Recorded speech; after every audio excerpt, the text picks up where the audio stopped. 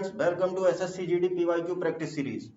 चलते हैं हम लोग अपनी नई सीरीज की तरफ और देखते हैं क्या दिया गया है हमें। पहला क्वेश्चन कहा ये गया, the ratio of the market price of wheat and rice is 3:8, means गेहूं और चावल के बाजार मूल्य का अनुपात 3:8 है और एक परिवार में उनकी खपत मात्रा का अनुपात 4:9 है। गेहूं और चावल पर व्यय का अनुपात क्या है?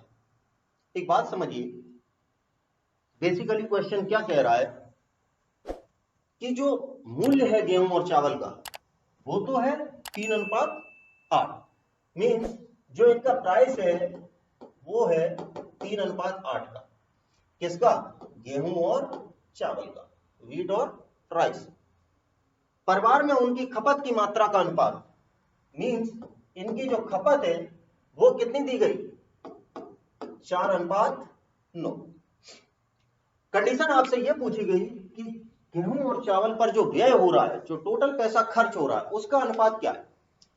अगर थोड़ी देर के लिए सपोज हम ये भूल जाएं कि ये जो रेशियो दिए गए हैं ये रेशियो नहीं, ये जो रेशियो दिए गए ये रेशियो नहीं है, ये प्रॉपर क्या है कि जो चावल है उसका रेट है 8 रुपए और गेहूं है उसका रेट है 3 रुपए। इनकी जो खपत है वो है 4 किलो और चावल की है 9 किलो। तो हम क्या ये बता सकते हैं कि 4 किलो चावल का या 4 किलो गेहूं का मूल्य कितना होगा और 9 किलो चावल का मूल्य कितना होगा? बिल्कुल बता सकते हैं। कैसे? टोटल अगर बात कर लें, जो इन पर टोटल खर्चा होने वाला होगा 3 into 4 8 into 9 मींस 12:72। बस यही तो आंसर पूछा गया था, कुछ करना ही नहीं था इसमें। सीधे सीधे हमसे यह पूछा गया था कि रेशियो ऑफ एक्सपेंडिचर का रेशियो बताना था कि कुल कितना खर्चा हो रहा है। तो एक बात समझिए, 1 किलो गेहूं की कीमत है 3 रुपए, तो 4 किलो गेहूं की कीमत कितनी हो जाएगी? 4 गुणे 3 12 रुपए। 1 किलो चावल की कीमत है 8 रुपए, तो 9 किलो चावल कीमत कितनी हो जाएगी? 72 रुपए। बस यही हमें रेशियो बताना था और ये हमारा आंसर कितना बन जाएगा? 1:6, मींस सी वाला हमारा आंसर सही हो जाएगा। तो कुछ भी इसमें कंडीशन में नहीं थी, सीधे सीधे इनके रेशियो के आपस में पर्टिकुलर मल्टीप्लाई करके नया रेशियो हम फाइंड कर लेंगे। देखते हैं नेक्स्ट कंडीशन हमें क्या दी गई। कहा गया A is 1/3 of B, A B का 1/3 है। That means A equals to आपको दिया गया 1/3 बी। कोई दिक्कत नहीं। B is twice of C. अच्छा पहले यहीं से समझ लो, जब ए बी का 1/3 है that means A ratio B हमारा कितना मिल रहा है हमें? 1:3। बी को नीचे ले आओ तो ए बटे बी कितना हो जाएगा? 1/3 मीन्स ए और बी में अनुपात हो गया 1:3। नेक्स्ट कंडीशन में आपसे कहा गया बी सी का 2 गुना है। बी जो दिया गया वो सी का 2 गुना 2c। दैट मीन्स अगर हम लोग बी और सी में रेशियो पता करें तो 2:1 का अनुपात हो जाएगा।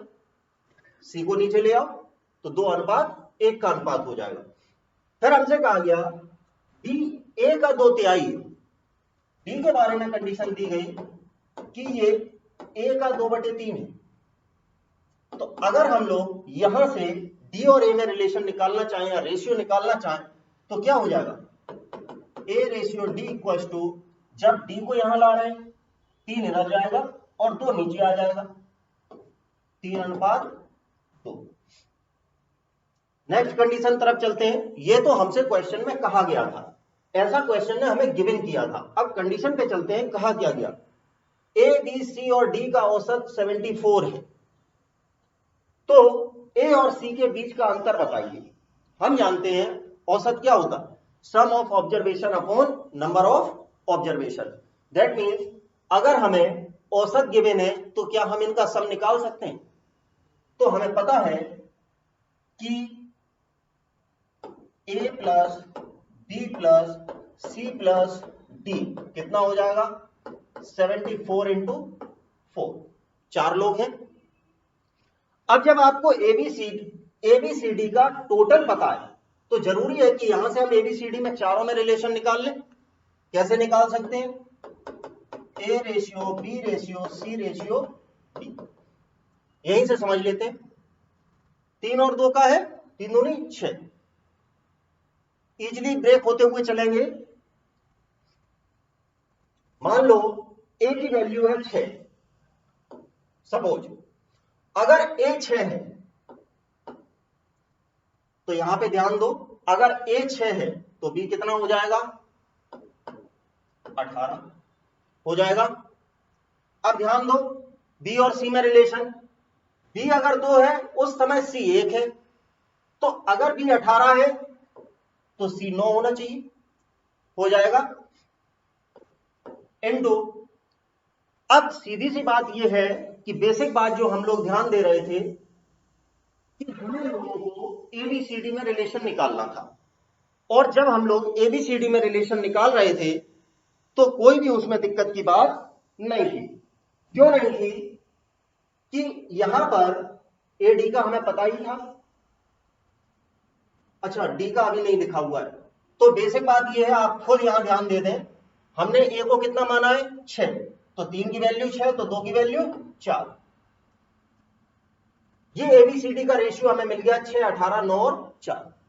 तो बेसिक सी बात थी कि जब हम एबीसीडी का रेशियो निकाल रहे थे तो हमने यहां पर ए की वैल्यू को मान के शुरुआत की, क्योंकि वहीं से रिलेशन देने शुरू किए गए थे। जब यहां से रिलेशन देने शुरू किए गए तो फिर तो कोई दिक्कत है ही नहीं। ए की वैल्यू मालूम चल गई तो बी की निकल आई, और जैसे ही हमें बी की वैल्यू मालूम चल गई सी की निकल आई, और ए से डी की वैल्यू तो हमें सीधी सीधी मिल भी रही थी। 3-2 का रेशियो है, दैट मीन्स अगर ए 6 है तो बी वो डी 4 हो जाना है, इसमें कोई भी दिक्कत की बात नहीं। अब हम लोग चलते हैं अपनी नेक्स्ट कंडीशन पे। कहा गया ए बी सी डी इनका टोटल 74 इंटू 4 है, तो अगर हम ध्यान दें ए बी सी डी का टोटल यहां पर कितना हो जाएगा हमारे हिसाब से? तो 18 6 24 और 24 9 33, 33 4 37, 37 की वैल्यू आपको दी गई 74 इंटू 4। ए और सी के बीच का अंतर क्या है? ए की वैल्यू 6, सी की वैल्यू 9, इनके बीच में कितने का अंतर है? 3 का। हमें 3 की वैल्यू निकालनी थी, तो 3 की वैल्यू कितनी हो जाएगी? 74 इंटू 4 अपॉन 37 इंटू 3, और बस यहीं से सारा आंसर कैलकुलेट हो जाना था। कैसे? 37 2 बार कट रहा है, 37 2 जा 74, 4 दूनी 8 दिया 24, दैट मीन्स हम लोगों का डी वाला आंसर सही हो जाएगा। तो जो भी आपको कंडीशन दी गई है केवल और केवल हम लोगों को कंडीशन अप्लाई करनी थी, और कुछ भी स्पेशल काम नहीं करना था। बस कंडीशन जो आपको गिवन की गई है उसी को फॉलो करते जाइए और अपना आंसर निकल आएगा। देखिए अपनी नेक्स्ट कंडीशन क्या दी गई है। कहा गया आपसे ए solid metallic cuboid of dimension 64, 36 and 44 centimetre, that means आपको क्यूबॉइड घनाभ की बात की गई, और ये सॉलिड है, ठीक है। आगे की बात समझते हैं। कहा क्या गया? Melted in solid balls, means हमें ये ठोस गेंदों में बदला गया। कहीं ना कहीं बॉल्स की बात हो रही है और वो भी सॉलिड में, तो हमें समझ में आ रहा है ये बात हो रही है स्फीयर की। कंडीशन क्या दी गई? रेडियस 12 सेंटीमीटर, मीन्स त्रिज्या आपको दे दी गई 12 सेंटीमीटर, और किसकी? प्रत्येक गेंद की। तो पूछा क्या गया? R made from this material the number of balls will be, गेंदों की संख्या बताइए। एक बात समझिए, हमने क्यूबॉइड को पिघलाया और उससे बॉल्स बनाई, तो एक बात ये समझे कि क्यूबॉइड में जो मेटल यूज हो रही है बॉल्स में भी वही मेटल यूज हो रही है, तो क्यूबॉइड की मेटल का जितना वॉल्यूम है वही सभी बॉल्स का टोटल मिलाकर होना चाहिए या नहीं? अब यहां पर हमसे चूंकि पूछा गया नंबर ऑफ बॉल्स, तो सीधी सी बात है कि क्यूबॉइड का जो टोटल वॉल्यूम है अगर हम उसमें स्फीयर के वॉल्यूम का डिवाइड कर दें तो हमें नंबर ऑफ बॉल्स मिल जाएंगी, बाकी खत्म हो गई। हमें मालूम है क्यूबॉइड का वॉल्यूम क्या है, LBH। LBH आपको गिवन है 64, 36, 44। अब बनाया क्या गया, इससे बनाएंगे बॉल्स। दैट मीन्स अगर स्फीयर की बात करें तो हमें मालूम है 4/3 पाई आर क्यूब, यही है। और आर आपको गिवन कर दी गई 12 सेंटीमीटर, तो क्वेश्चन भी खत्म हो गया। नंबर ऑफ बॉल्स सीधे निकालो, क्या हो जाएगा 64 इंटू 36 इंटू 44 अपॉन 4 पाई का 22। ध्यान दो 4/3 है तो 3 ऊपर जाएगा, 22/7 है 7 ऊपर चला जाएगा, R cube into 12 into 12 into 12, और ऊपर चला गया 3 और ऊपर चला गया 7। यही कंडीशन बन गई।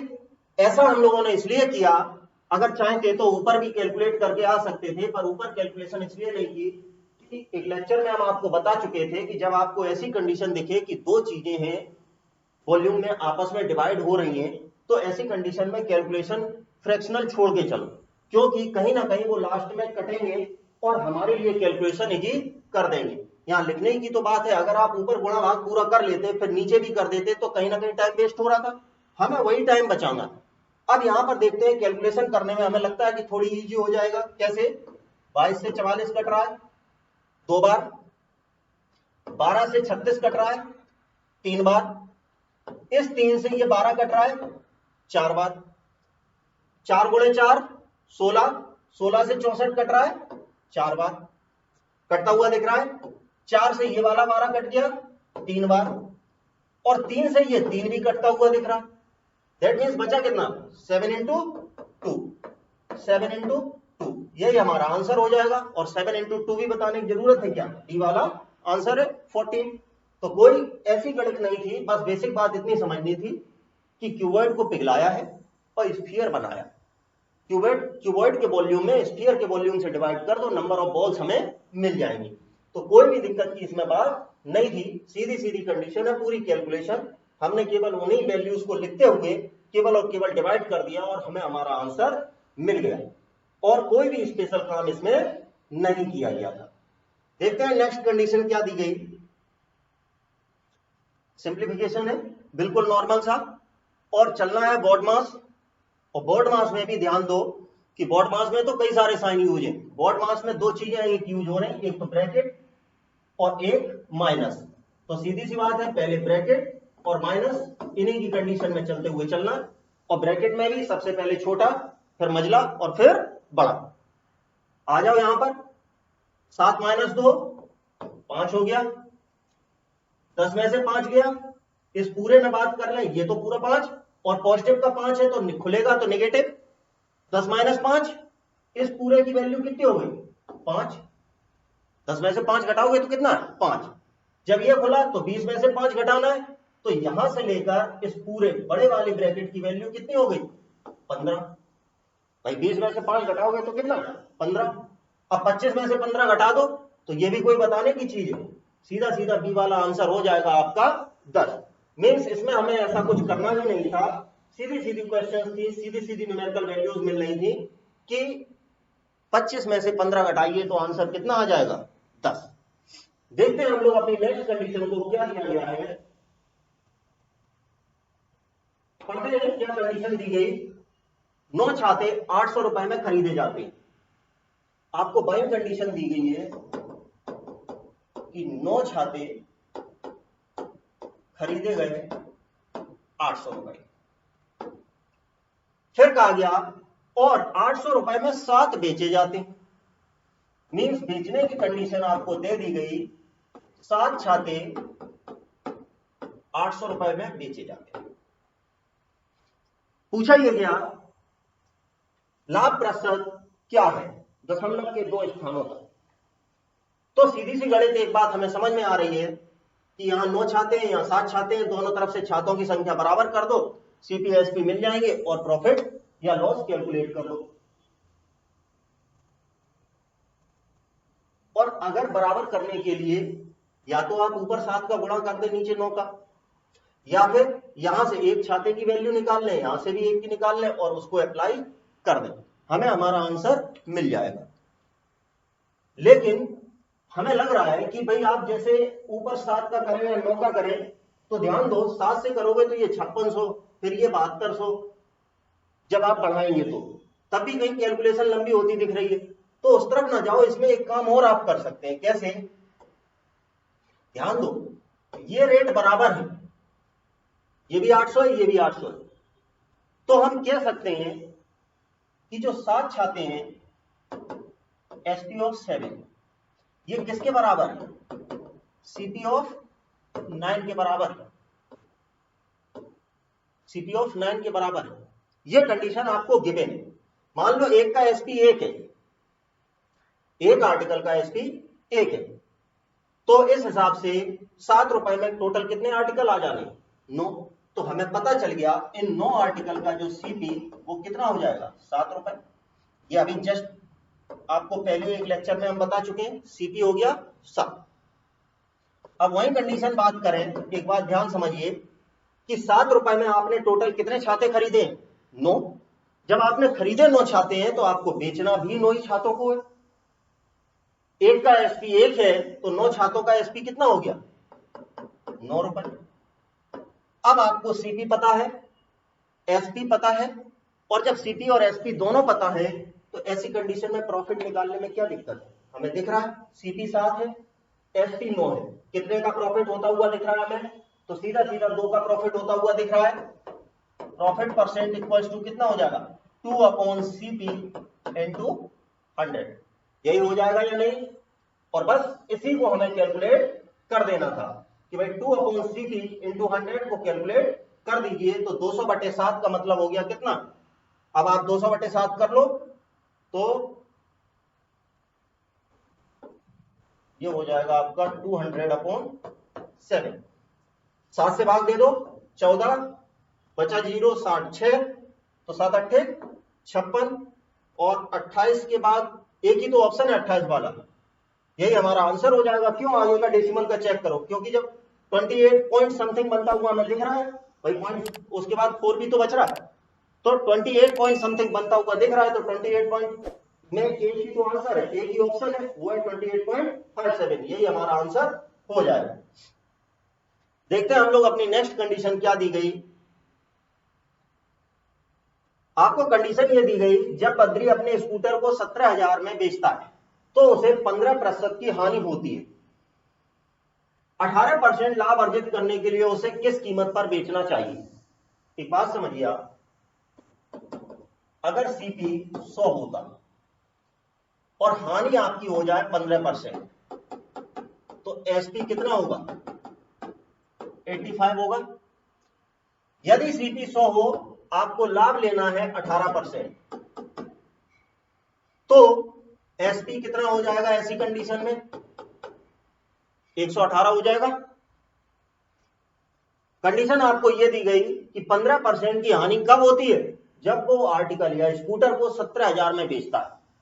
दैट मीन्स एसपी आपको दिया गया था 15% हानि वाला 17,000, यहां पर हमें दिख रहा है 15% वाला एसपी 85 है, तो आपको 85 की वैल्यू दे दी गई थी 17,000। 18% लाभ अर्जित करने के लिए किस कीमत पर बेचना होगा? 118 की वैल्यू आपसे पूछी गई थी, सीधा सीधा निकाल दो। 118 की वैल्यू कितनी हो जाएगी? 17,000/85 इंटू 118 कितने से? ये तो 17 से सीधा सीधा कटता हुआ दिख रहा है, ये बचा 1000, ये 5 से काट दो तो 200, 18 दूनी 36 और 2 एकम 2, तो 2 3 6 और साथ में 2 जीरो लगा दो तो 23,600। कोई ऑप्शन है ये? बिल्कुल डी वाला हमारा आंसर हो जाएगा। तो इसमें कुछ भी करने लायक नहीं था, हमें सीधा सीधा दिख रहा था कि इसका आंसर कितना बन जाएगा? 23,600। मीन्स डी वाला हमारा आंसर हो जाएगा। नेक्स्ट कंडीशन की तरफ चलते हैं अपनी, देखते हैं क्या दी गई है। अच्छा, काफी अच्छा क्वेश्चन दिया गया है ये। कहा गया आपसे यदि राहुल के वेतन से 60% कर काट लिया जाता, मतलब जो राहुल का वेतन है उसी में से जो टैक्स है वो वहीं काट दिया जाता है, कितना, 60%। लेकिन आगे कंडीशन ये दे दी गई, तो कर के रूप में 12,800 का भुगतान करना शेष रह जाता। एक बात समझिए, अगर कर होता 100, 60% कट चुका है, दैट मीन 60 कट चुका है। 100 का 60% कितना होता है, 60। 60 तो कट चुका है, तो जब 60 कट चुका है तो बचा हुआ कर कितना है, रिमेनिंग कर कितना बचा, 40। यही बचा। कंडीशन कही गई कि 12,800 का भुगतान करना शेष रह गया। एक बात बताइए, जब 60% भुगतान हो चुका है तो 40% ही तो बचा है, और इन्होंने हमें वो न्यूमेरिकल वैल्यूज में दे दिया है कि 12,800 रुपए बचा हुआ है। दैट मीन्स आपको सीधा सीधा 40 की वैल्यू दे दी गई 12,800। तो अगर हम लोग एक की वैल्यू निकाल दें यहां से, तो कर दीजिए 320 रुपए। पूछा क्या गया, राहुल द्वारा भुगतान किया जाने वाला कुल कर कितना है। कुल कर कितना था, 100। 100 की वैल्यू निकाल दो तो 2 जीरो बढ़ा दो, 32,000। बस यही हमारा आंसर हो जाएगा। दैट मीन्स सी वाला हमारा आंसर हो जाएगा, कोई भी इसमें काम करने के लिए नहीं था। नेक्स्ट कंडीशन की तरफ चलते हैं, क्या दी गई हमें देखते हैं। बस यही एक कंडीशन और दी गई थी। अभी के लिए इतना ही। थैंक यू, मिलते हैं नेक्स्ट क्लास में।